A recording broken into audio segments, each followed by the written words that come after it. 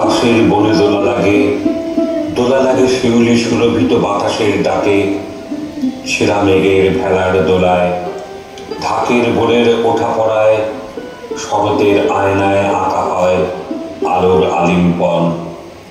রবীন্দ্রনাথ ডাক পাঠান, যাক অবসাদ বিষাদ কালো, শোনাও আলোর জয়বাণী।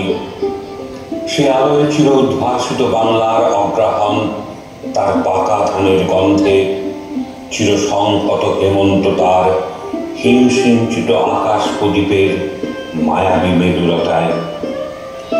এই রোদে, এই ছায়ায়, রাত বিভাস বাউলে, আকাশ লুট হয়ে যায় কবির লেখনীতে।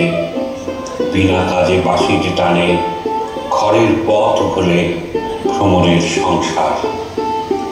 1315 বঙ্গাব্দে, ইংরেজি 1908, রবীন্দ্রনাথ লেখেন নৃত্য ছন্দে বাঙালির ভাব বৃন্দাবন।